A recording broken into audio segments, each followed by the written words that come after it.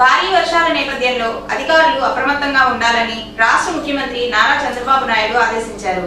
శనివారం video conference ద్వారా జిల్లా కలెక్టర్లతో సమీక్షా సమావేశం నిర్వహించారు.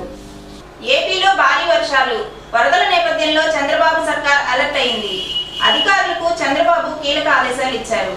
వర్షాలు అధికంగా ఉన్న ఆయా జిల్లాల కలెక్టర్లు, ఎస్పీలు, వివిధ శాఖల అధికారులతో సీఎం చంద్రబాబు వీడియో కాన్ఫరెన్స్ నిర్వహించారు. అల్లూరు సీతారామరాజు, పశ్చిమ గోదావరి, తూర్పు గోదావరి, కోనసీమ, కాకినాడ జిల్లాల కలెక్టర్లు, ఎస్పీలతో పాటు ఆయా శాఖల అధికారులలో పాల్గొన్నారు.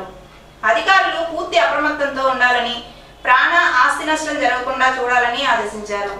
ఈ ఏడాదిలో ఇప్పటి వరకు సాధారణ వర్షపాతం 185 మిల్లీమీటర్లకు గాను 244 మిల్లీమీటర్లు నమోదైందని, రాష్ట్ర వ్యాప్తంగా 31% అదనంగా వర్షపాతం నమోదైందని అన్నారు. ఈ నేపథ్యంలో చెరువు కట్టలు, వాగుల్లో ప్రవాహాలపై నిరంతర పర్యవేక్షణ ఉండాలన్నారు.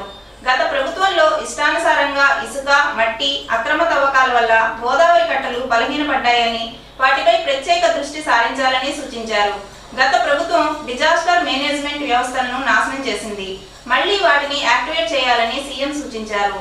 విపత్తులు వచ్చినప్పుడే అధికారుల పనితీరు, సమర్థత బయటపడుతుంది. ఇలాంటి సమయాల్లోనే అధికారులు డైనమిక్ గా పనిచేయాలన్నారు.